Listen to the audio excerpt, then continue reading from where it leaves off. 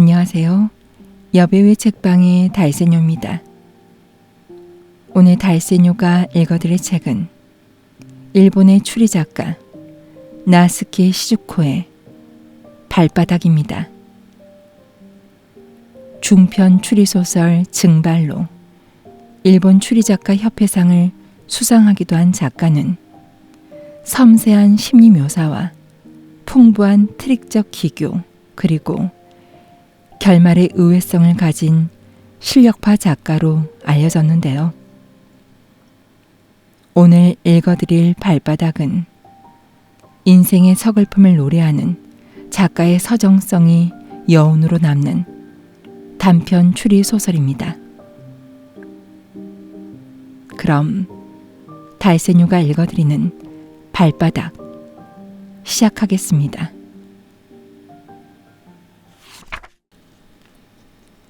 T시의 인구는 약 35,000명. 삼면이 산으로 둘러싸이고 강가에 펼쳐진 조용한 T시가 전국적으로 알려진 것은 오직 윤광사 덕분이었다. 정식 명칭은 사룡산 윤광사이며 덴쇼 시기에 세워졌으니 400년의 전통을 갖고 있었다. 경 높은 본산이기 때문에 1930년까지만 해도 절의 주변에는 참배객들을 위한 여관이 즐비해서 상당히 번창했으나 사철이 개통되고 고속도로가 건설되자 도쿄의 참배객들은 대개 당일치기를 하거나 고속도로 앞에 온천지까지만 가는 경우가 많아져 T시 거리에는 손님이 부쩍 줄어들고 말았다. 거리의 번창은 옛날만 못했지만 윤광사의 이름은 해마다 높아지는 편이다. 윤광사의 본존불은 윤광부동존이라고 해서 통칭 출세부동존이라고 한다. 또 별당에는 전세의 다이고쿠가 있어서 신불이 혼재하는 신앙이니 출세의 부처님과 돈벌이의 하느님을 함께 겸한 절인 셈이다. 이것이 상인들 뿐만 아니라 셀러리맨들의 마음까지 사로잡아 요즘 같은 불경기에는 더욱 참배객이 늘어난다. 도쿄에서는 자동차나 전철로 편도 약 1시간 거리라는 편리함에 정오에는 많은 정초 참배객들이 몰려든다. 정초의 참배가 특히 많은 것은 윤광사의 전세 다이고쿠의 관습이 널리 알려져 있기 때문이다. 이것은 전세라는 말 그대로 돈 세탁을 해주는 관습이다. 정월의 초하루와 이튿날 아침 절의 옆을 흐르고 있는 맑은 계류에서 절의 스님들이 참배객의 동전을 받아 씻어서 준다.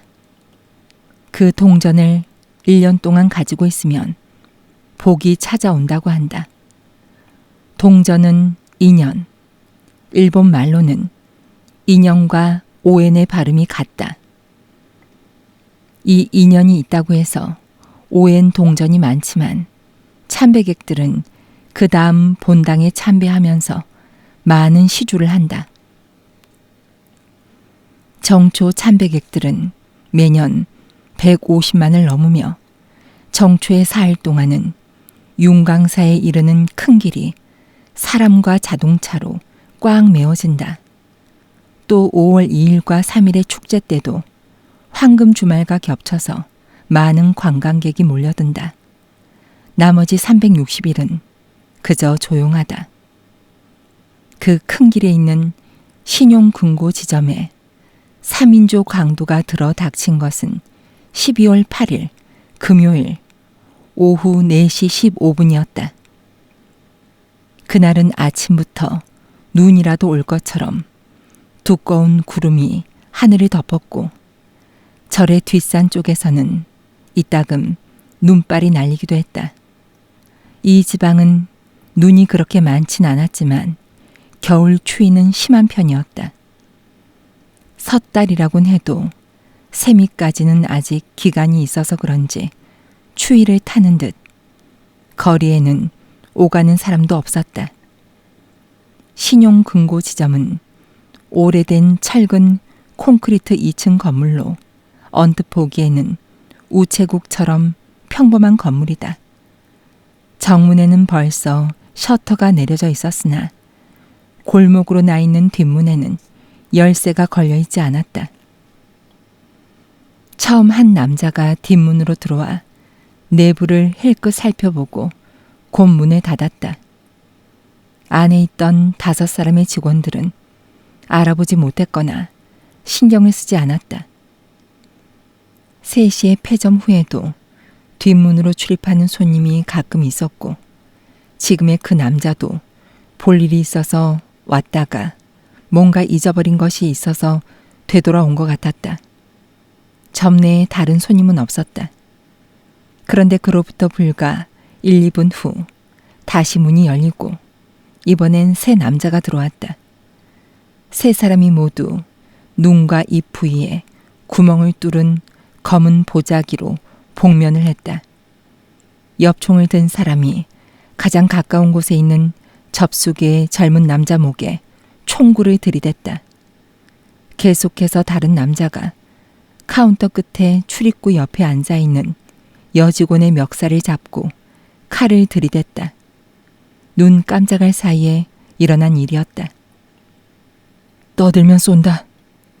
엽총을 든 남자가 걸쭉한 목소리로 말했다.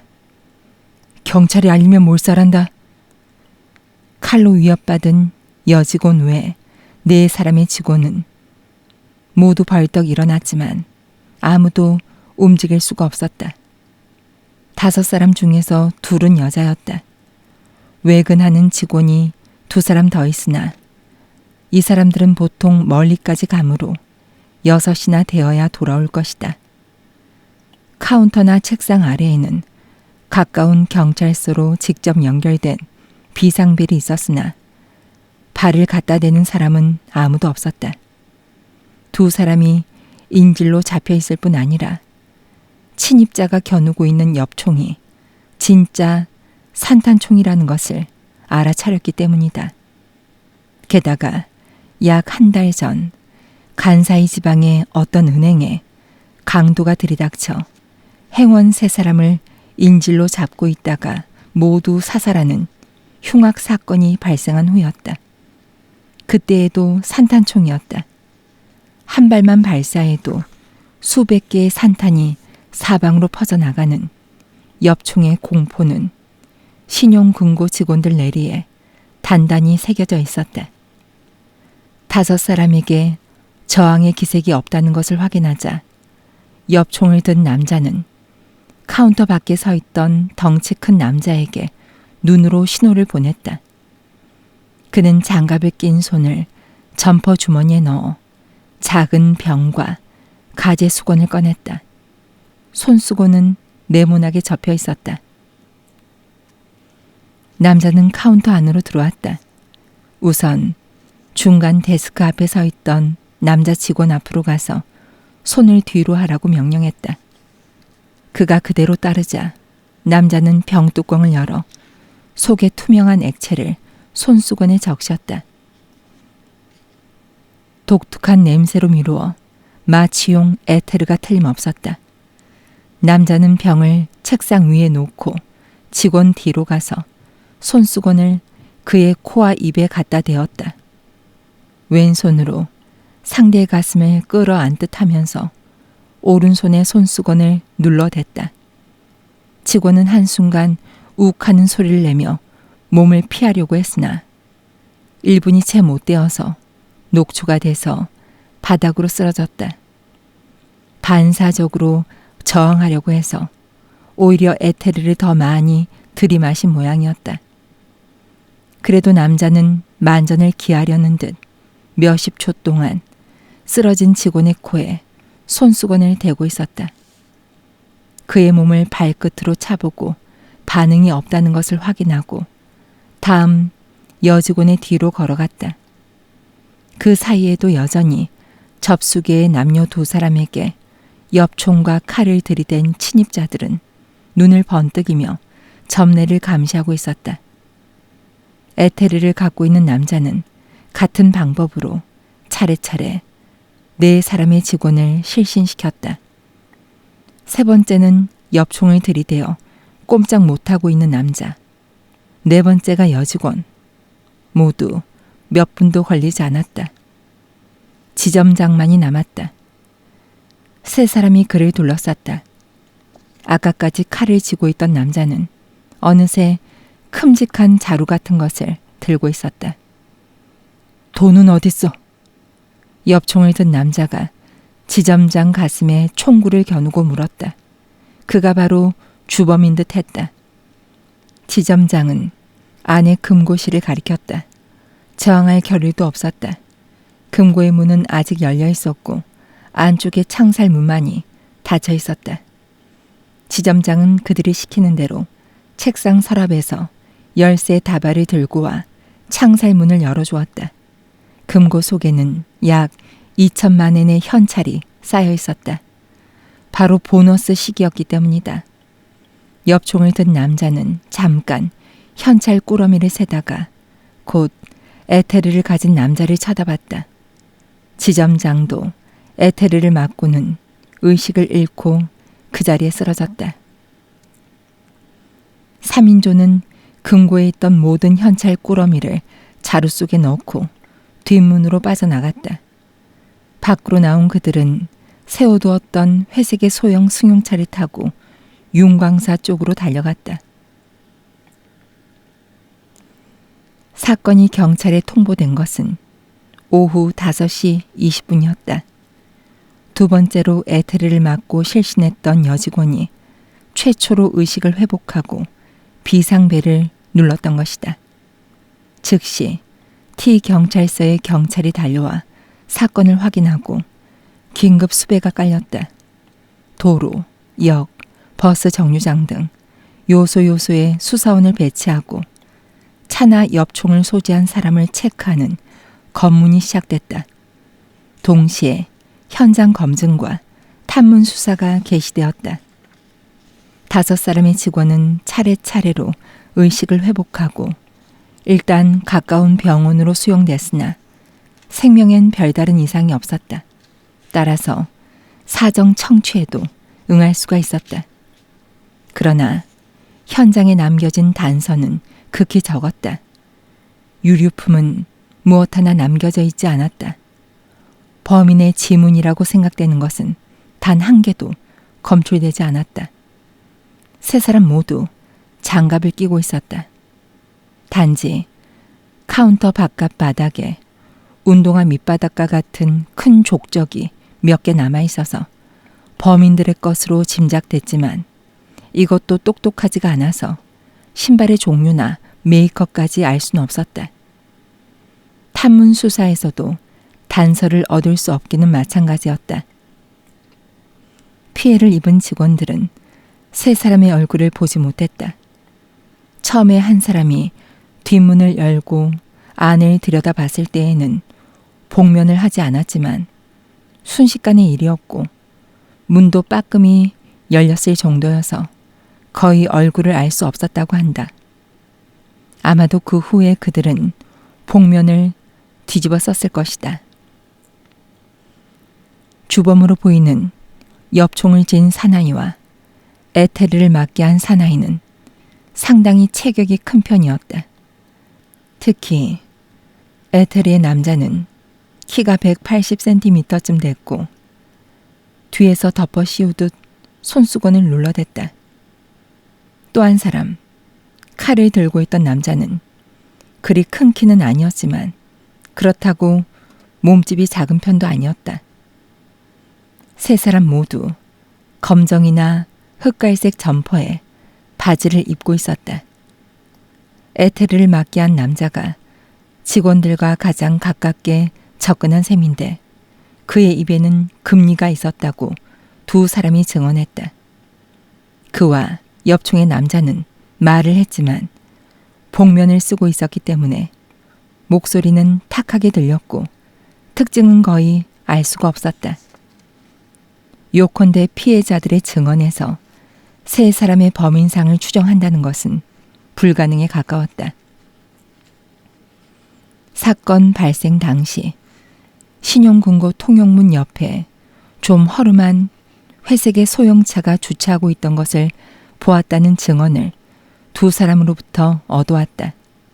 큰 길을 지나가던 주부와 학생이다.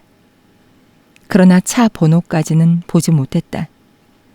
설사 기억하고 있더라도 현장에 하등의 단서도 남기지 않았던 범인들인 만큼 거짓 번호판을 붙이고 있었는지도 모를 일이었다. 긴급 수배를 폈을 시점에서는 차 색깔도 몰랐으니까요. 게다가 최근에는 불신 검문도 못하게 돼 있으니까 거의 효과는 없었을 겁니다. 티서 형사 과장인 무로미 경감이 주먹으로 아래턱을 쓰다듬으며 안타깝다는 듯이 말했다. 시간적으로 늦었고 말이야. 경찰의 비상벨이 울린 5시 20분에는 범인이 도주한 다음 이미 50분 가까이 지나서였어. 그리고 나서 사건을 확인하고 각서에 수배를 했으니까 아무래도 1시간 이상은 늦었단 말이야. 현 경찰 본부에서 나온 특수반장 가이스카 경감도 입술을 깨무는 표정으로 말했다. 1시간이면 범인들은 도쿄로 숨어 들어갔을 수도 있었다. 당연히 그들은 거기까지도 계산을 하고 있었을 테지만 두 사람은 마주보며 떨떠름한 얼굴로 끄덕였다. 그들은 현장 검증과 사정 청취를 끝내고 일단 T서에 돌아와 있었다. 곧 최초의 수사회의가 열렸다. 에테르를 흡입시킨 직원이 의식을 잃고 쓰러진 다음에도 범인은 한참 동안 손수건을 대고 있었다니까. 마취약을 충분히 흡입시키고 깨어날 때까지의 시간을 되도록이면 연장시키려고 했습니다. 아무튼 상당히 치밀한 계획을 세웠던 건 틀림없는 것 같아. 또 신용금고의 내부 사정에 관해서도 자세히 조사했던 것 같고 그것은 4시 15분이라는 범행 시간으로도 짐작할 수가 있었다. 폐점 후 1시간 15분이나 지났기 때문에 손님이 남아있을 가능성은 아주 적었다. 그러나 뒷문은 그대로 열려 있었다. 게다가 신용금고의 외근계는 보통 상당히 멀리까지 출장할 때가 많아 4시 때에는 아직 점포에 돌아와 있지 않았다. 즉 신용금고의 인원이 가장 적을 때를 선택한 것이다. 또 12월 8일의 범행도 당연히 보너스 시기를 노린 것이다. 이번 사건과 같이 조그만 시의 신용금고 지점의 경우에는 통상 매일 아침 10시경에 본점에서 현금을 배달하는 차가 와서 그날 필요한 현금을 두고 간다. 그리고 저녁 때는 3시 반쯤 다시 와서 현금을 회수해 간다. 야간의 신용금고 지점에는 거의 현금을 두지 않는다. 그런데 8일은 보너스 시기의 한 복판으로 특히 9일 아침에는 개점과 동시에 거래소 내 회사나 상점에서 도합 1,800만 엔의 현금을 인출할 것이라는 연락이 들어와 있었기 때문에 2천만 엔의 현찰이 보관돼 있었던 것이다. 범인들은 보너스를 현찰 그대로 가져간 셈이지만 적어도 한 가지 단서만큼은 남겼다고 할 수 있겠군. 가이즈카가 힘주어 말했다. 새 표의 번호 말씀이군요. 무로미 경감이 되물었다. 회사나 상점에서는 보너스용으로 새 돈을 희망하는 경우가 많다. 그래서 신용금고 지점은 본점을 통해 주거래은행에 신청을 해서 8일 아침에 1천만 엔의 새 돈을 받아두었다. 9일 아침의 출금에 대비해 8일 낮에는 손을 대지 않고 그대로 금고에 쌓아놓았다. 강도에게 빼앗긴 2천만 엔 가운데 헌 지폐의 번호는 조사할 길이 없으나 1천만 엔의 새돈의 번호는 알 수 있다고 지점장이 말했다. 통상 일본은행에서 시중은행의 본점 지점을 통해 신용금고 지점까지 신권이 배당되는 과정에서는 아무 데서도 돈의 번호를 기록하지 않는다.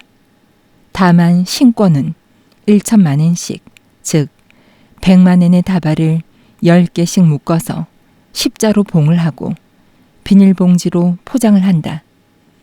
그 십자로 봉을 한 종이 테이프 위에 지폐의 번호가 인쇄된다. 포장된 하나하나마다 3개의 로마 글자가 공통이고 그 가운데 6자리 숫자가 1년 번호로 돼 있다. 이번 경우에는 8일 아침 돈 뭉치를 비닐봉지에서 꺼내 봉을 뜯고 금고에 수납한 다음 버려진 비닐봉지와 종이 테이프는 신용금고 안의 쓰레기통 속에 그대로 남아 있었던 것이다. 수사회의에서는 몇 가지 수사 방침을 세웠다. 목격자를 찾아 범행 차량의 행방을 추적하는 일, 엽총 소지자의 조사.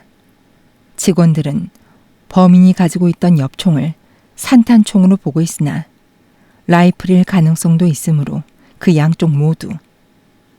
최근에 에테르를 구입한 자의 조사. 피해를 입은 신용금고 직원과 그 밖에 내부 사정을 잘 알고 있다고 생각되는 자를 내탐하는 것이었다. 그리고 탈취된 돈에 대해서 매스컴에는 지폐의 번호를 전혀 알 수 없다고 발표하여 범인이 오판을 내리도록 유도하고 한편으론 금융기관 등을 중심으로 신권 번호를 수배해서 발견 즉시 신고하게끔 조치를 취했다. 그러나 이번 수사는 오래 걸리지 않을까. 무로미 형사과장은 그런 예감이 들었다. 어찌됐든 우선 단서가 모자랐다. 범인의 차에는 특징이 없다. 에테르는 병원이나 약국에서도 쉽게 입수할 수가 있다. 엽총 소지자만 하더라도 현에서만도 1만 5천 명이나 되고 그 외에도 등록하지 않고 불법으로 나돌아다니는 총은 수도 알 수 없을 정도였다. 결국 신권이 나오는 것을 기다리는 지구전이 될 것이 아닌가. 무로미의 예감은 들어맞아서 수사는 이렇다 할 진전을 보지 못한 채 해가 바뀌었다. 정초의 4일 동안은 온화한 일기덕택으로 윤강사에는 예년 이상의 참배객들이 몰려들었다. 제야의 종과 동시에 예년과 다름없이 돈 세탁이 진행되는 계곡 앞에는 약 2시간 전부터 줄서기가 시작되었다. 해가 떠오르면서 참배길에서 시의 큰 길에 걸쳐 주로 도쿄본호의 승용차가 줄을 이었고 그 양측은 가족 동반의 기모노 차림의 인파로 메워졌다. 그 중에는 12월에 일어났던 신용금고 강도 사건을 기억하고는 그 앞에서 걸음을 멈추는 사람들도 있었다. 4일의 경찰청 발표에 의하면 윤강사의 정초 참배객은 작년 수준을 상회하여 4일 동안에 170만 명으로 추산된다고 했다. 그 시주돈의 합계는 1억 엔쯤 될지도 모른다고 지방신문이 예상 기사를 실었다. 그렇다면 한 사람 평균 60엔 미만으로 인원수에 비해서 시주액이 적은 듯했다. 경비를 맡았던 순경이나 절의 직원들의 얘기로는 금년에는 동전을 던지는 사람이 압도적으로 많았는데 그것도 불경기 탓이라고 했다. 그렇다고 하더라도 어마어마한 액수다. 윤강사의 시주돈은 매년 본당 뒤의 지하실에서 흰 종이 마스크를 한 재무 직원들의 손으로 집계된다. 지폐는 한 장 한 장 손으로 추리고 동전은 기계에 의해서 선별된다. 시주함 뒤에는 전동식 선별기가 설치돼서 100엔 동전, 50엔 동전, 10엔 동전 등 크기에 맞는 구멍이 뚫려 있어서 동전은 고속으로 회전하면서 지하실에 떨어질 때까지 각기 구멍에서 선별되게 돼 있다. 시주를 집계할 때에는 본산 주지를 비롯한 절의 간부들도 입회한다. 집계된 돈은 절의 수입으로 장부에 기재된 다음 거래하는 시중은행, 도시은행, 신용금고 등에 예금된다.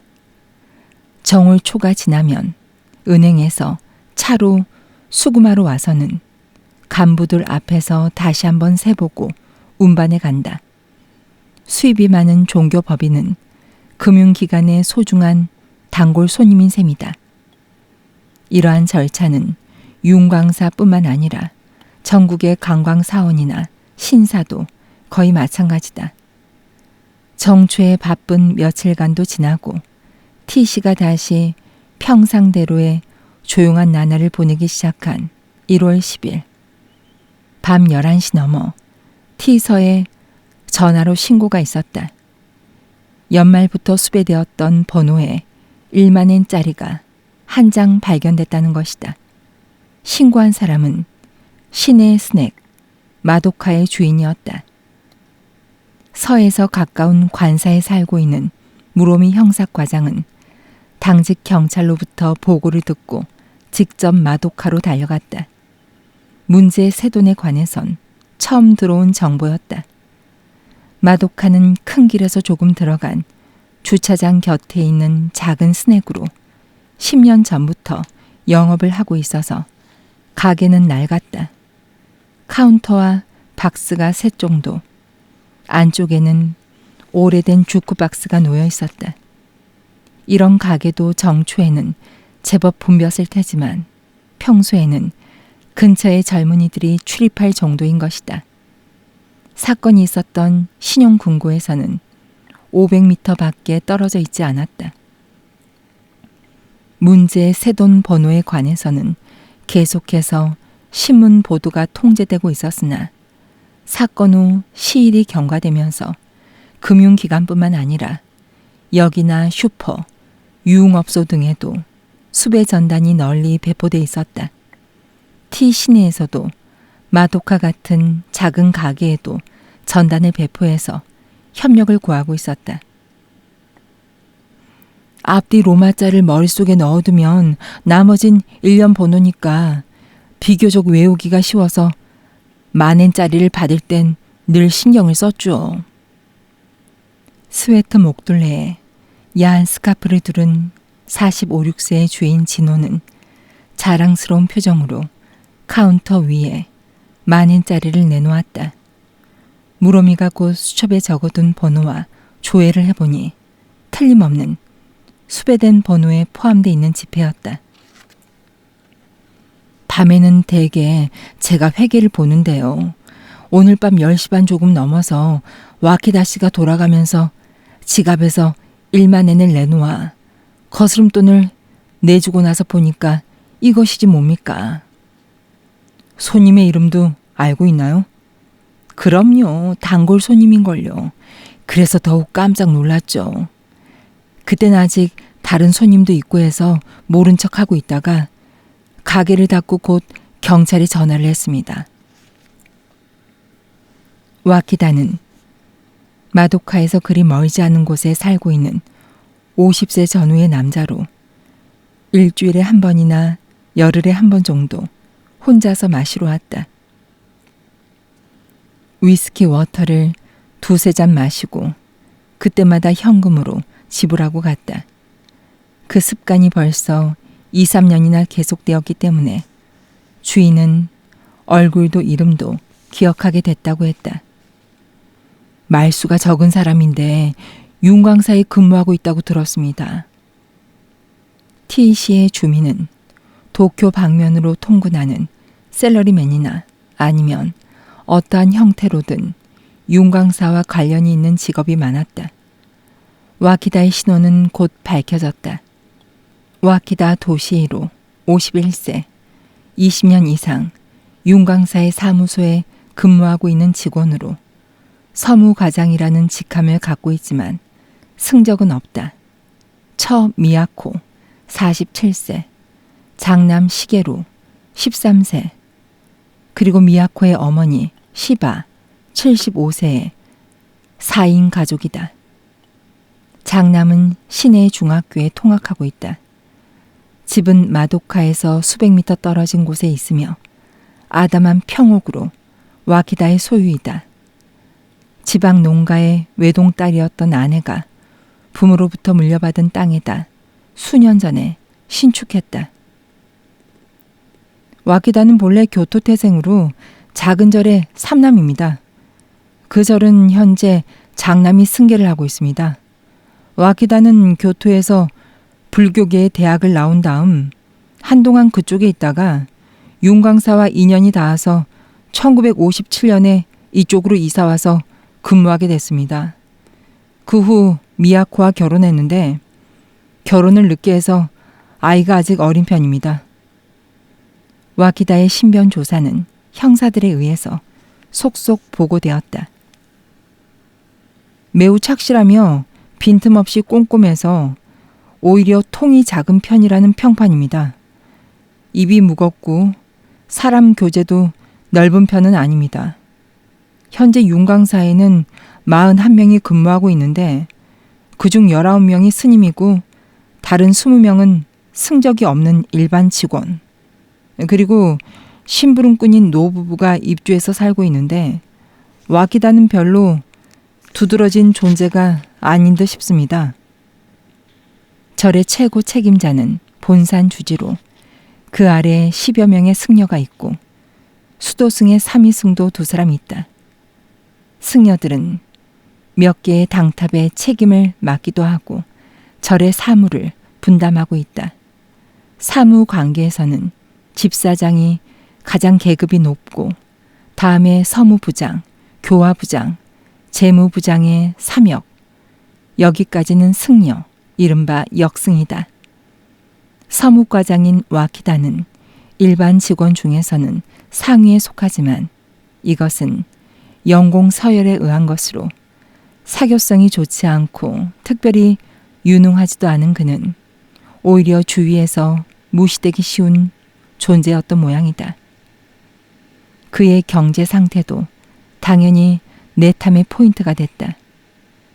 그는 현재 절에서 세금 빼고 20만 엔 안팎의 월급을 받고 있으며 거기에 보너스를 합치면 연봉 320만 엔 정도, 저금은 300만 엔 정도 있으니 은행 정기 예금에 들어있고 사건이 있던 신용금고와는 거래가 없었다.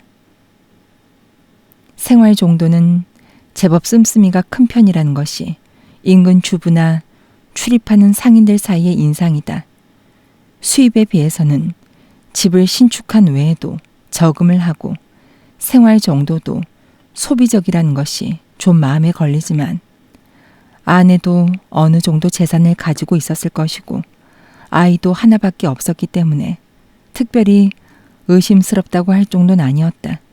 더구나 호화스러운 저택에 살며 고급 승용차로 출퇴근을 하고 있는 윤광사의 간부 승려들에 비한다면 별로 눈에 띄는 것은 아니었다. 와키다는 매일 아침 7시 45분에 집을 나와 15분 정도 큰 길을 걸어서 통근하고 있다. 여름에는 5시 반에, 겨울엔 4시 반경에 퇴근해서 귀가한다. 일요일에 출근한 날은 금요일에 쉬든가 해서 교대로 주 1회의 휴일을 취하고 있다. 날이 좋을 때에는 이따금 낚시를 하러 갈 정도로 특별한 취미는 없고 엽총이나 자동차 면허도 갖고 있지 않다. 일주일에 한 번 정도 마도카나 또 하나의 다른 스낵으로 마시러 가는 것이 유일한 낙인 모양이다. 이렇게 판에 박은 듯한 생활은 12월 8일의 사건 이후에도 밖으로 보는 한은 조금도 달라진 것이 없었다. 그는 키가 168cm, 중간 정도의 체격으로 갸름하고 얼굴빛은 검은 편이다. 이 체격으로 3인조 중에서 엽총을 가지고 있던 남자와 에테르를 가지고 있던 남자에는 해당이 안 되고 금리도 없다고 하니까 몰래 촬영한 그의 사진 몇 장을 책상 위에 놓고 수사원들은 의견을 교환했다. 성격으로 봐도 강도의 주범이 될 만한 타입은 아닌 것 같아요.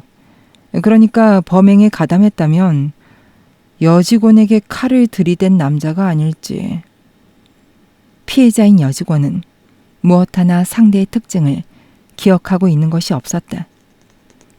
어쨌든 그 밖에 두 사람의 공범이 있었는데 와키다를 보고 있으면 아무래도 그런 무리에 끼어 있다는 것이 느껴지지 않는단 말입니다. 오히려 고독벽 같은 것이. 내탐을 담당했던 수사원들의 심증은 어느 편이냐고 하면 오히려 무죄에 가까웠다. 그러나 그가 수배된 번호에 1만엔권을 사용한 것은 사실이거든. 이 신고는 마도카의 다른 종업원들의 말을 참고하더라도 믿을 만한 것이야. 가이즈가 경감히 강한 어조로 발언했다. 더군다나 와키다에게는 사건 당시에 알리바이가 없는 것 같아. 12월 8일 금요일은 절의 휴일이었어. 그 신용금고와 그와의 사이에 지금으로선 아무런 관계도 떠오르지 않지만 그래도 그는 20년 동안 매일같이 그 앞을 걸어서 출퇴근을 하고 있었으니까 직원이 몇 있는지 외근계가 몇 시경에 돌아오는지 이런 사정도 자연히 머릿속에 들어 있었다고 생각되거든. 게다가 와키다에게는 절에서 받는 봉급 이외에는 별도 수입이라고는 전혀 생각할 수도 없단 말입니다. 현 경찰본부의 형사가 가이즈카에게 동조했다. 그는 마작이나 경마 같은 노름도 일치 안 하고 그의 가족이 다른 부업을 갖고 있지도 않습니다.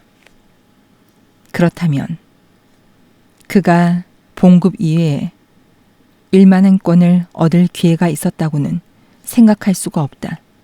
더군다나 윤광사는 월급이나 보너스도 모두 은행 불입식으로 지불한다. 와키다는 작년 말에 그 은행에서 돈을 인출했으나 모두 조사가 끝난 돈으로 수배된 번호의 지폐가 섞여 들어갈 리가 없다고 은행은 단언하고 있다. 그가 절의 돈, 예를 들면 시주함의 돈을 슬쩍 한 것이 아니냐는 의견도 나왔으나 이 선은 곧 부인됐다. 형사가 일반적인 수사에 참고라는 형식으로 탐문한 바에 의하면 와키다가 매일 일을 하고 있는 사무소와 시주함이 있는 본당과는 멀리 떨어져 있었고 시주함의 집계는 전적으로 재무부의 역할로 서무부서의 그는 금전적인 일에는 전혀 상관하지 않는다는 것이다. 그렇다면 그는 역시 강도의 일당으로 분배받은 돈에서 저 새 돈을 입수했다는 것일까?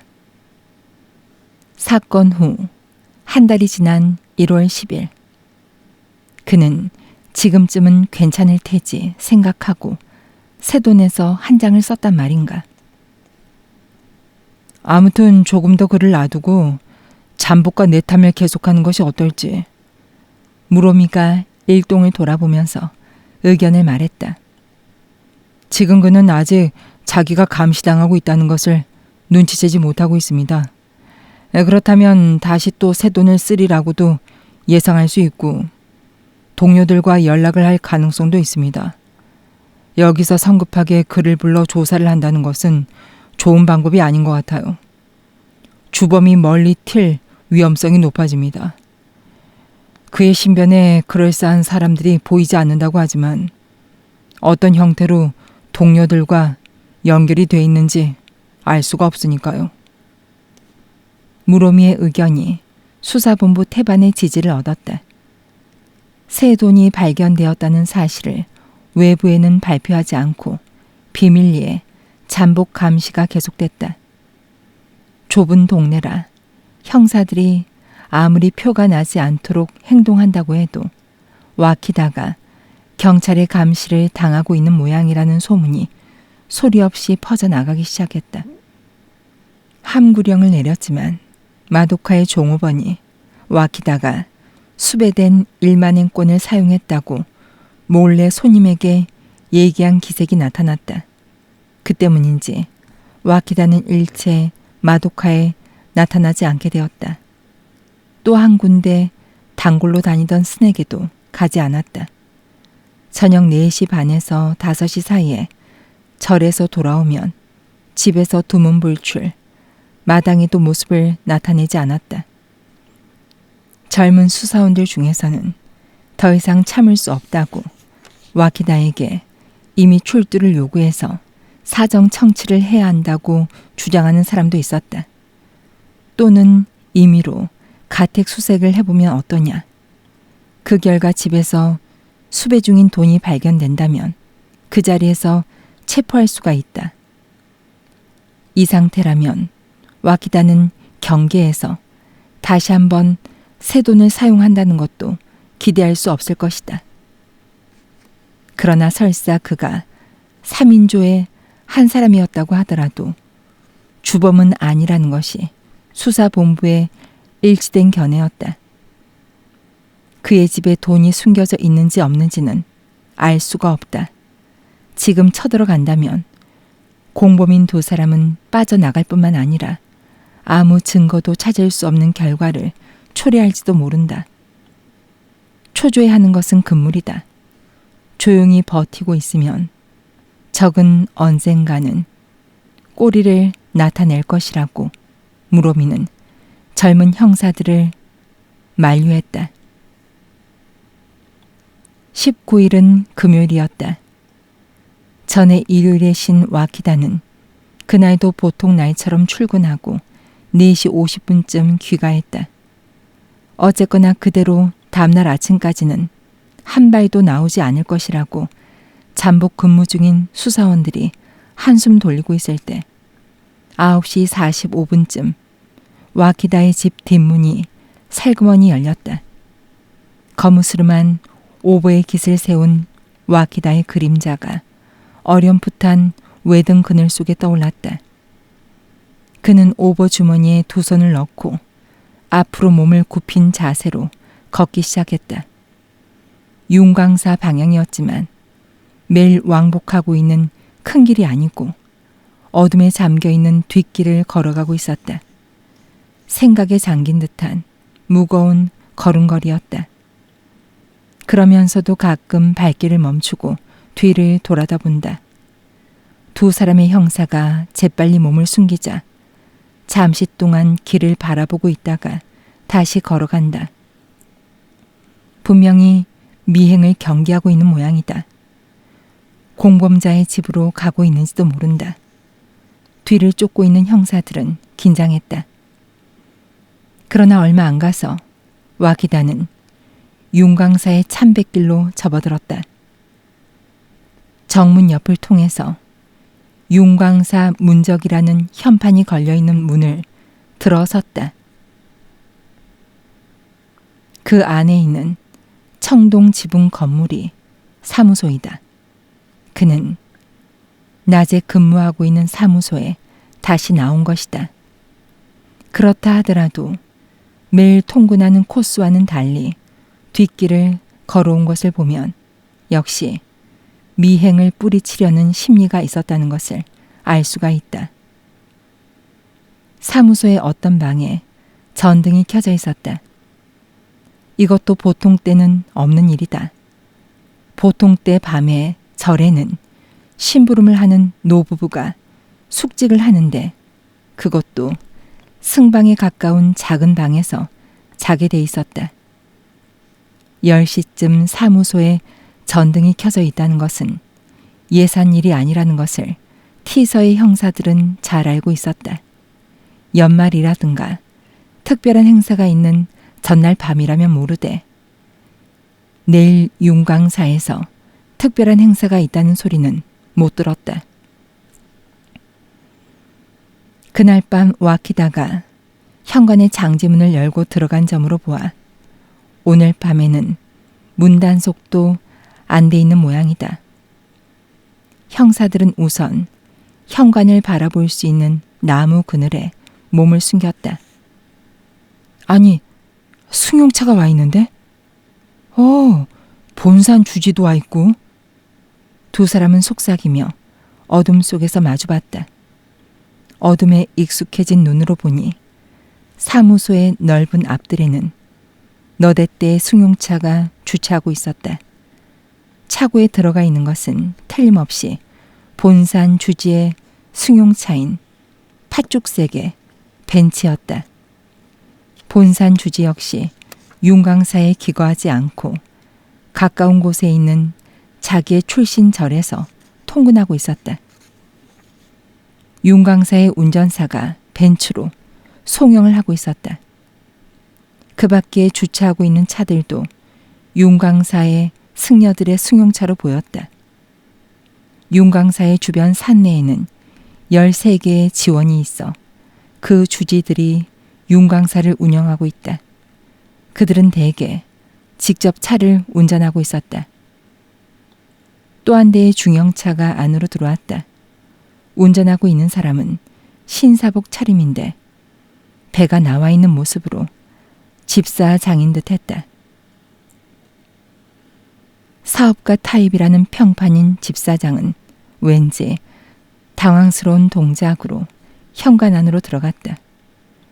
10시 15분까지 2대의 차가 더 도착했고 한 사람이 걸어 들어왔다. 모두 형사들이 아는 스님들로 그들도 사무소 안으로 들어왔다. 그 다음엔 아무도 오지 않았고 사무소의 앞들은 한밤의 정적에 쌓여 있었다. 전등은 계속 켜져 있었다.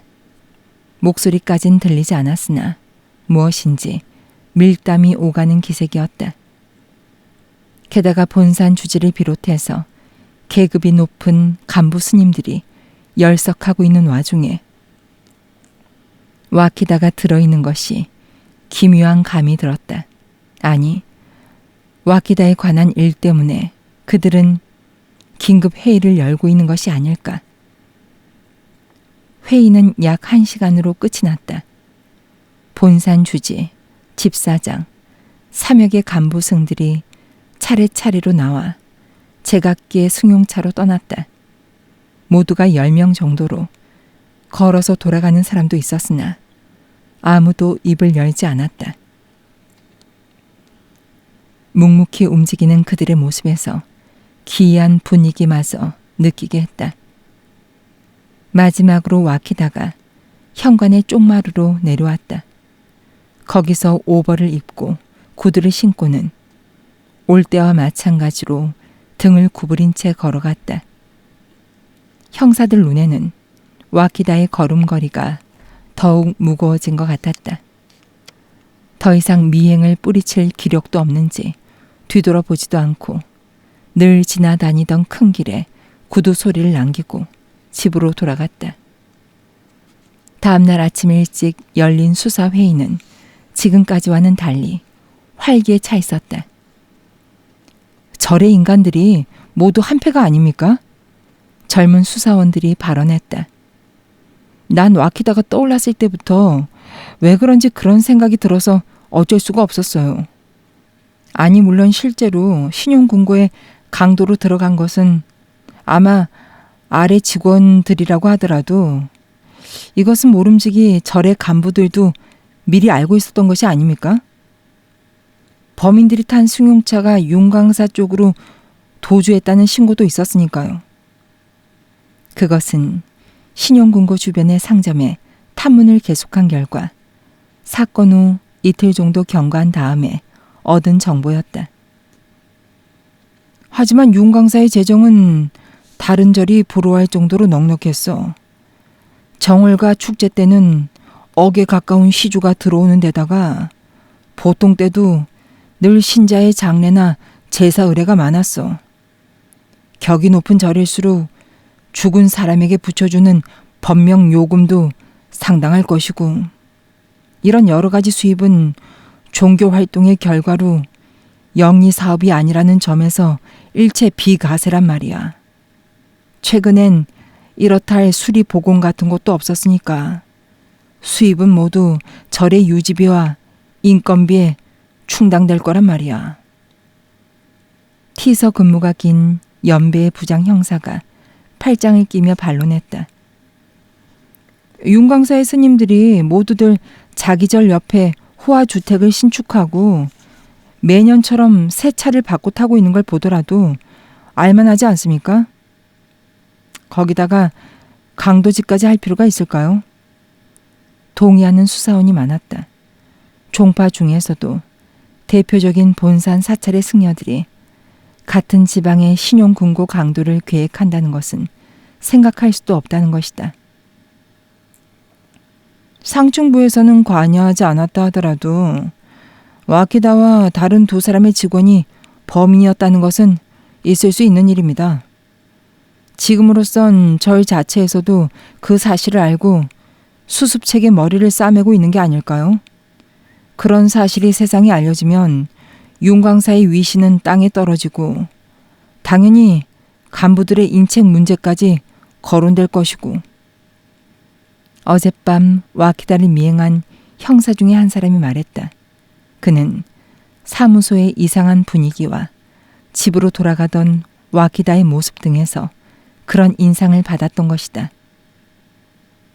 또 하나의 가능성으로선 절에서도 아직 사건의 진상을 파악 못했고 다만 와키다가 경찰에 감시당하고 있다는 소문을 들은 상층부가 어젯밤 그를 불러서 사정을 듣고 따졌다는 이런 경우도 생각할 수 있지 않을까요? 또 다른 형사가 말했다. 아마 그런 정도의 일이었는지도 모른다고. 어젯밤의 잠복 근무조는 서로 마주보며 끄덕였다. 와키다는 본산 주지를 비롯해서 상사들에게 둘러싸여 힐문을 받았는지도 모른다. 어째서 그런 돈을 가지고 있었느냐? 강도 사건과는 어떤 관계가 있느냐? 거기에 대해서 그는 어떻게 해명했을까? 그 대답이 수사본부로서는 무엇보다도 궁금했다. 그것을 알아내기 위해서는 와키다를 호출하지 않으면 안 된다. 그러나 여기서 다시 이론이 나왔다. 와키다가 강도의 일당이었을 경우에는 다른 두 사람도 윤광사 내부의 사람이 아닐까 하는 견해가 차츰 강해지고 있었다. 따라서 만약에 경찰이 그에게 손을 대면 절은 다른 두 사람을 비호하고 증거를 인멸하고 사건을 유야무야해 버릴 것이 아닌가. 그것이 절로서는 가장 타격을 적게 입는 방향이다. 한편 와키다는 와키다대로 그 돈을 길에서 주었다고 버틴다면 경찰로서는 더 이상 추궁할 길이 없을 것이다. 절 내부의 수사의 초점이 좁혀진 것만으로도 큰 진전이었다고 수사회의는 일단의 결론을 내렸다. 앞으로도 내사를 계속해서 와키다의 대인 관계를 철저히 조사했다. 주범격인 자와 또 한 사람의 공범자를 거의 추정한 연후에 밀고 들어가 세 사람을 동시에 체포한다는 지구전은 다시 계속됐다. 범인을 체포했다는 뜻밖의 보고가 T서에 전달된 것은 그로부터 이틀 후에 저녁 때였다.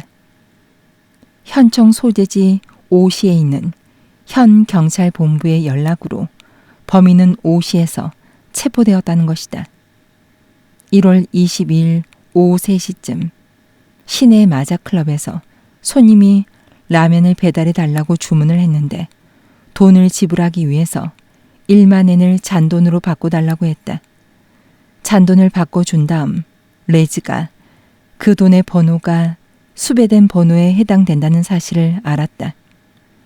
마자클럽은 비밀스럽게 경찰에 전화를 했으며 달려온 경찰 두 사람이 아직도 마작을 계속하고 있던 손님 곁으로 갔다.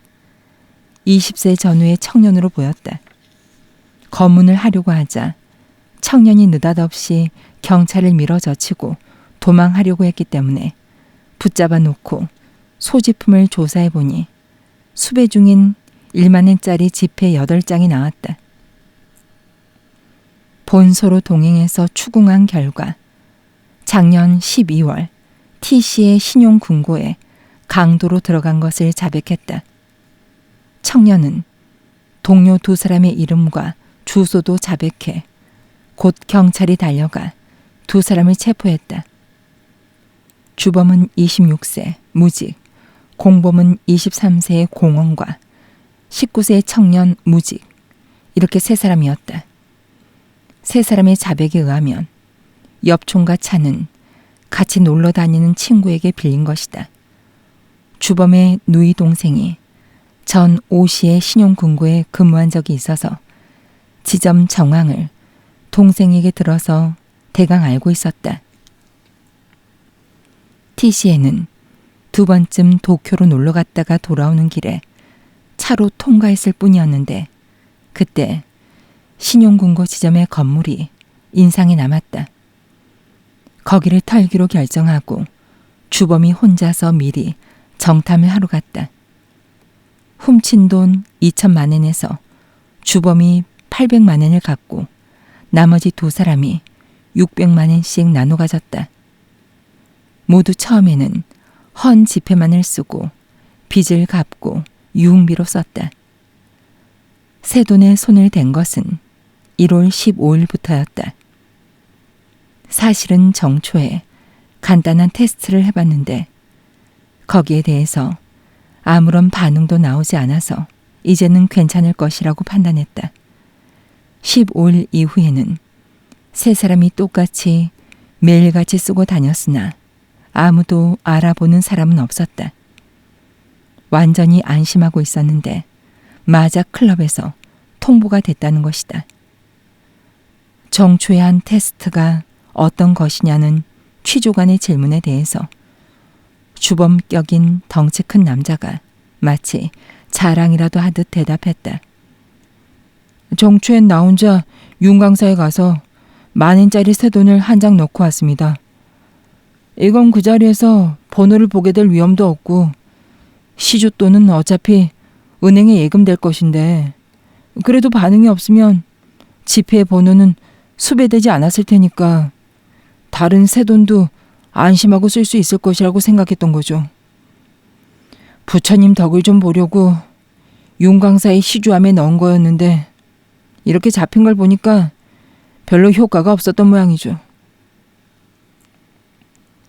세 사람의 자백에 신중한 뒷조사를 해본 결과 그들의 범행이 틀림없다고 단정되었다. 그들은 와키다 같은 사람은 전혀 모른다고 했고 조사해봐도 역시 아무 관계도 떠오르지 않았다. 그렇게 되니까 와키다가 마도카에서 지불한 1만 원권은 주범이 윤강사의 시주함에 넣었던 지폐이고 그것을 와키다가 훔쳤다고밖에 생각할 길이 없었다. 이 점은 범인이 자백한 뒷조사를 맞추기 위해서도 그대로 내버려 둘 수가 없었다. 범인 체포 4일째가 되던 날 아침 무로미 형사과장은 부하 한 사람을 데리고 윤강사로 갔다. 금년은 따뜻한 겨울이라고 하지만 산간지방 T시에서는 아침 추위가 제법 날카롭다. 전날 밤에는 진눈깨비가 와서 사무소의 앞들은 질척거렸다. 와키다에게 면회를 요구하자 중년의 직원이 대답했다. 와키다는 아까 본산 주지 스님이 불러서 본당으로 갔습니다. 본당에선 마침 아침 참선이 시작되고 있었다. 오늘 아침엔 본산 주지가 중앙의 강사 자리에 앉아 있었다. 좌우에 10사람 남짓한 승려들이 앉아 있고 독경이 계속되고 있었다. 집사장도 함께 참석하고 있었다. 와키다의 모습은 보이지 않으나 본당 어디에 있을지 모르겠다. 무로미는 참선이 끝날 때까지 기다리기로 했다. 눈앞에 커다란 시주함이 놓여 있었다.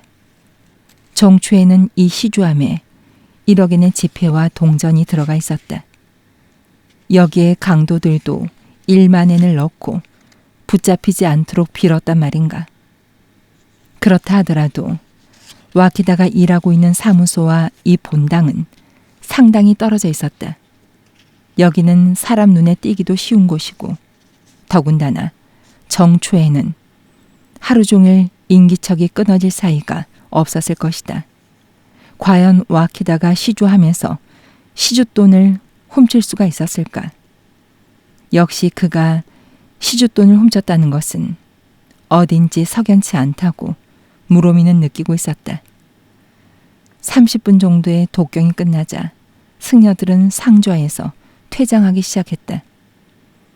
집사장은 참선의 중반쯤부터 무로미들을 알아보고 있었던 모양이다.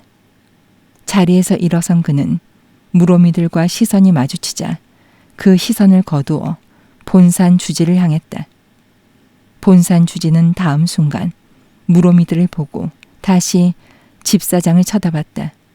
무로미는 일순간 두 사람 사이에 무엇인가 암암리에 사인이 오고 간 것 같은 느낌이 들었다.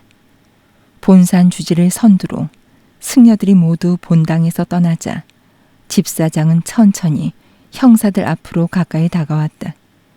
배가 불룩 나온 비만한 몸을 노란 버비로 가리고 가사를 걸치고 있었다. 날카로운 눈초리와 이중턱의 기름진 얼굴은 마치 사업가를 연상케 해 버비를 입고 있는 것이 어울리지 않을 정도였다. 티서에서 왔습니다만 무로민 새삼스럽게 인사를 했다. 집사장은 무로미를 잘 알고 있다는 듯이 가볍게 끄덕였다. 무슨 일로? 와키다 씨에게 좀 물어보고 싶은 일이 있어서요. 와키다라고 하면 사무소에 있을 텐데요. 아까 사무소에 들렀더니 본당으로 올라갔다고 해서.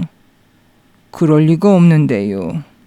아까 참선 예불이 시작되기 전에 잠깐 전달 사항이 있어서 이쪽으로 불렀습니다만 곧 끝났으니까요. 벌써 사무소에 돌아가 있을 텐데요. 집사장은 두세 번 눈을 껌뻑이며 이상하다는 듯이 고개를 갸우뚱거렸다. 그러나 와키다는 역시 사무소에는 돌아와 있지 않았다. 직원에게도 부탁을 해서 찾아봤으나 아무데도 그의 모습을 찾을 수가 없었다. 급한 일이라도 생겨서 집에 가지 않았느냐고 직원 한 사람이 말했다. 무로미들은 와키다의 저택으로 달려갔다. 절에서 전화했을 때는 아직 돌아와 있지 않았으나 엇갈렸을지도 모른다. 아니, 혹시 어떤 변이라도. 무로미는 불길한 예감이 들어 차를 급히 달렸다. 와키다의 아내 미야코가 집 앞에 서 있었다. 30 넘어 결혼할 때까지는 초등학교 선생님이었다는 여성으로 긴장된 얼굴로 서 있었다. 찾으셨어요? 미야코는 차로 뛰어와 물었다. 아니요, 대개는 돌아오지 않았어요. 고개를 흔들어 대답을 하던 미야코는 갑자기 숨을 들이쉬더니 절박한 표정으로 무로미의 팔을 잡았다. 그이의 행방을 찾아주세요. 부탁입니다. 어쩜 그이는... 미야코의 목소리가 무로미의 예감을 더욱 짙게 했다. 윤강사 본당 뒤쪽에 있는 잠목림 숲속에서 와키다의 목매달아 죽은 사체가 발견된 것은 그로부터 1시간 뒤의 일이었다. 절의 주변을 수색하던 수사원이 발견했다. 와키다는 참나무의 굵은 가지에 밧줄을 메고 목을 매달았는데 사후 2시간 정도로 보였다. 바로 참선 예불이 시작되기 직전으로 와키다가 본당에서 사무소로 돌아간다고 본당을 나간 직후에 해당된다. 와키다는 사무소로는 돌아가지 않고 창고에서 밧줄을 꺼내 들고 잠목림 숲으로 들어가 목을 맨 것으로 추측되었다. 그의 옷은 조금도 흐트러지지 않았고 신도 벗어서 가지런히 놓여 있었다. 그가 누군가에 의해서 폭력으로 억지로 목을 맨 흔적은 아무 데서도 찾을 수 없었다. 단 한 가지 기묘한 점이라면 그는 양말까지 벗어서 접어 구두 속에 넣어두었다. 맨발이 된 그는 목을 매기 전에 주변을 걸어 다닌 듯 무릇 땅 위에 그의 발바닥 모양이 일부러 찍어서 누른 듯이 여기저기 여러 개 남아 있었다. 주인 양반의 자살 원인에 대해서 뭔가 짚이는 것이 없습니까? 무로미는 입술을 깨물고 울음을 참고 있는 미야코에게 부드러운 말투로 물었다. 목소리는 부드러워도 그 속에는 진실을 밝히려는 열의가 있었다. 와기다의 신변에서 유서는 발견되지 않았다. 절에 있는 사람들에게 물어봐도 모두가 판에 박은 듯이 아무것도 아는 바가 없다는 똑같은 대답을 할 뿐이었다. 그러나 미야코는 어느 정도 남편의 자살을 예상하고 있었던 것이 아니었을까. 행방을 찾아달라고 매달리던 때의 절박한 태도에서도 읽을 수가 있었다. 와키다의 시신이 해부를 위해 가까운 대학병원에 옮겨진 다음 무로미는 경찰서의 조그만 방에서 사정을 청취하기로 했다. 부인께서는 혹시 이렇게 되지 않을까 하는 예견 같은 것이 있지 않았습니까? 미야코는 한참 울어서 부은 눈을 내리깔고 무엇인가 계속 생각에 잠겨 있는 듯이 보였다. 주인 어른께서 분명히 자살해야겠다는 의사를 얘기한 일은 없었다고 하더라도 그 비슷한 행동이라든가 아니면 고충을 호소한다든가 저로선 주인 어른이 무엇인가를 열심히 호소하려던 것이 아닌가 하는 생각이 들어서 말입니다. 예를 들자면 문제의 나무 주변에 남겨진 발바닥 자국만 하더라도 우연히 남겨진 것이 아니라 무언가 특별한 의미가 있는 것이 아닌지. 미야코는 천천히 얼굴을 들고 무로미를 쳐다봤다. 아직도 어딘지 망설이는 듯한 목소리로 물었다. 그것은 발바닥 자국이었죠. 네? 남편은 땅 위에 발바닥으로. 그렇군요. 틀림없이 뭔가 호소하려고 그랬을 거예요. 멍하니 먼 곳을 쳐다보는 듯한 눈이 차츰 초점을 찾으면서 다시금 절박한 슬픔에 사로잡힌 듯이 보였다. 불쌍한 사람, 얼마나 괴로웠을까요? 살아서는 어떻게 해서도 말할 수 없었던 것을 그렇게라도 해서 얼마나 억울했을까. 남편은 그 사람들이 죽인 것이나 다름이 없어요. 그녀는 최후의 말을 외치듯이 말하고 몸을 떨며 통곡하기 시작했다. 무로미는 그녀의 감정이 가라앉을 때까지 기다렸다. 그리고 다시 부드럽게 질문을 던졌다. 그 사람들이라고 하는 것은 누구를 얘기하시는 거죠? 본산 주지나 집사장, 그리고 절의 높은 사람들요.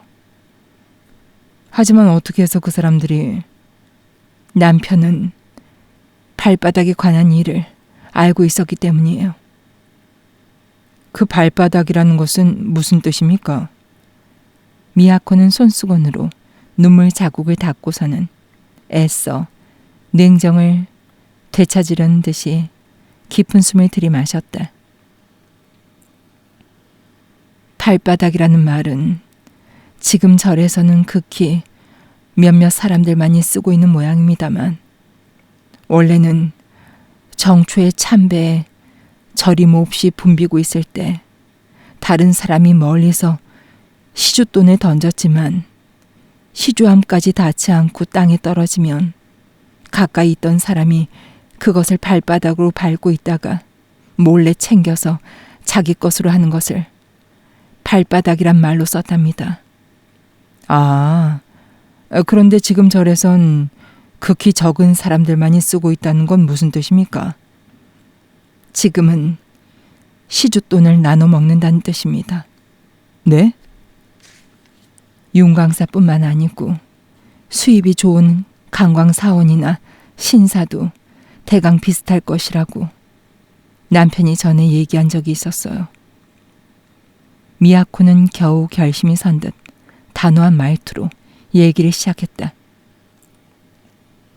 매년 신문에는 금년 정초의 참배객은 몇만 명이고 시주금의 합계는 얼마였다고 보도가 됩니다만 사실은 절에선 미리 예산이 돼 있어서 그것도 실제보다는 적게 예정을 해서 금년엔 이 금액으로 가자고 결정을 해놓는 겁니다. 그리고 정초가 지나면 예정했던 금액만을 절의 수입으로 예금을 하고 나머지 금액은 절의 간부들이 나눠 먹는 겁니다. 축제 때도 똑같아요. 벌써 오래된 관리로서 그것을 아무도 모르게 그냥 발바닥이라고 부르고 있어요. 무로미는 신음하듯 내뱉었다. 발바닥이라. 그는 다시 한번 중얼거렸다. 자살 현장의 땅에 남겨진 발바닥 자국이 떠오르면서 그의 뇌리에는 집사장의 기름진 얼굴이며 본산 주지승의 호화 주택 등이 차례로 떠올랐다. 윤강사에는 금년 정초에 170만 명이 모였고 시주돈은 도합 10억 엔이라고 추정했지만 사실은 1억 2천만 엔쯤 됐다고 남편이 얘기했어요. 하지만 예산은 8천만 엔이었어요. 그렇다면 나머지 4천만 엔을 절의 간부들끼리? 분배 방법도 예전부터 그 비율이 정해져 있어요. 아마 본산 주지가 15%를, 집사장과 세 사람의 중역 등이 10%씩, 그리고 나머지의 대부분을 다른 스님들이 나눠 갖고 남편이나 과장급 직원과 재무부의 직원들이 겨우 얼마 정도 얻어 갖는다고 했어요.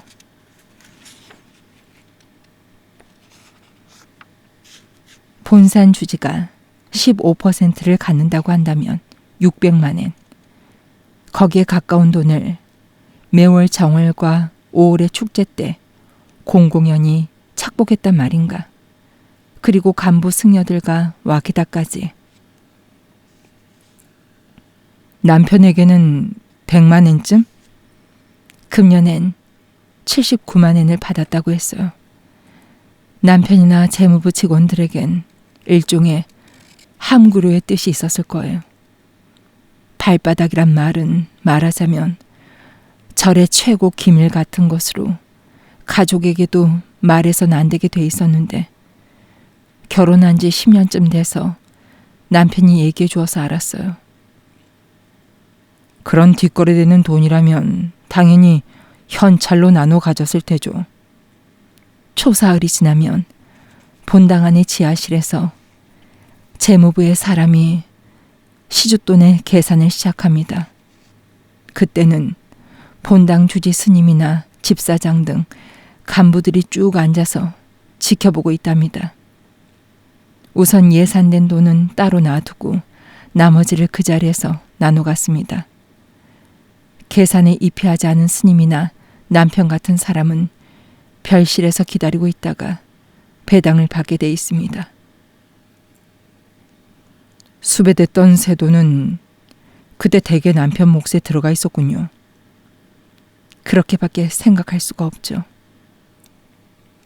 미야코는 불운을 원망하듯 입술을 깨물었다. 범인이 정초에 시주함에 넣은 새 돈은 발바닥 분배 때 와키다의 손으로 들어갔다. 와키다는 현찰의 번호가 수배되었다는 것은 꿈에도 모르고 그 돈을 1월 10일 밤 마도카에서 쓰고 말았다. 돈의 번호를 통해 그가 경찰에 감시당하고 있다는 것을 알게 된 절의 간부들은 대경 실색했을 것이다. 그래서 지난밤 긴급 회의는 역시 선우책을 강구하기 위해서 소집된 것이다. 새 돈의 출처에 대해서 만약 경찰의 추궁을 받으면 남편은 뭐라고 대답하기로 돼 있었습니까? 처음엔 길에서 주웠다고 말하라고 절의 간부들의 지시를 받았다는 것입니다. 하지만 범인 중 한 사람이 시주함에 넣었다는 것이 세상에 알려지자 길에서 주웠다고 해선 통할 리가 없죠. 그렇게 되면 뭐라고 답변할 예정으로 돼 있었습니까? 범인이 체포되고 자백한 내용이 보도된 그저께부터 남편은 본산 주지 스님과 집사장 스님에게 번갈아 불려갔고 나중엔 두 분이 마치 단판이라도 하듯 뭐라고 그랬다는 겁니까? 시주돈을 훔친 것으로 하라고요. 그렇게 되면 남편 한 사람의 불상사로 끝낼 수 있으니까요. 물론 그렇게 되면 그대로 절에서 일할 수는 없으니까 표면상으론 파면을 하더라도 일생 동안 생활 문제만큼은 책임을 지겠다고. 시주돈을 그대로 종교법인의 수입으로 계산하지 않고 나눠 갖거나 하면 업무상 횡령이 된다죠. 무엇보다도 그런 일이 세상에 알려지면 윤광사의 존엄이라는 것도 끝장이죠. 400년 동안 이어진 법등을 지키기 위해서. 아니, 이런 종류의 부정이 한 군데서 밝혀지기가 무섭게 다른 절이나 신사에서도 속속 적발되고 종교계 전체를 뒤흔들게 될 일대 스캔들이 될지도 모른다고요. 그것을 구할 수 있다고 생각한다면 차체에 절도죄를 뒤집어 쓰는 일쯤은 오히려 자진해서 할 만한 일이며 부처님은 모든 것을 환히 내려다보고 계신다면서 얼렀다 달랬다 하면서 오늘 아침에도 본당에 불려가서 설득당한 모양이군요. 아마 그랬을 거예요. 남편은 원래 소심하고 정직한 사람이에요. 발바닥 분배를 받는 것 자체도 양심의 가책을 받아왔지만 윤광사에서 일을 하고 있는 한은 잠자코 받을 수밖에 없다고 자신을 납득시켜 왔어요. 그런 만큼 이번에 자기만 좀도둑이 돼버리고 목을 잘리게 되다니. 아무리 생활을 보장해 준다고 하더라도 도둑의 오명은 일생 동안 지워지지 않아요. 남편으로선 견딜 수가 없었을 거예요. 미야코는 신음하듯 말하고 다시 어깨를 들먹였다. 그렇다고 그 사람 성격에 모든 것을 폭로할 결심도 못 내렸을 거예요. 그래서 생각한 끝에 그래도 저렇게 발바닥 자국을 남겨놓은 것은 역시 마음속에선 진실을 호소하고 싶었기 때문이었을 거예요. 무로미는 가시나무 가지에 매달린 시신 아래 뚜렷이 찍힌 발바닥 자국을 다시 한번 눈앞에 떠올렸다. 온몸에 무게를 싣고 찍어놓은 한 발 한 발에는 와키다의 원한설인 염원이 담겨져 있었을까. 이쪽에서도 그 발자국처럼 한 걸음 한 걸음 신중하게 굳혀 나가지 않으면 안 될 것이라는 생각에 무로미는 온몸이 긴장하는 것을 느꼈다. 7당 가람 속에서 대담하고도 은밀한 범죄가 진행된 것이다. 웬만큼 단단히 그리고 치밀하게 내사를 진행시키지 않으면 입증은 곤란할 것이다. 무로민 창가에 서서 깊은 한숨을 내쉬었다. 얼어붙은 참배길과 본당의 일부가 나뭇가지 사이로 보였다. 인적이 없는 고요 속에 하얀 눈발이 흩날리고 있었다.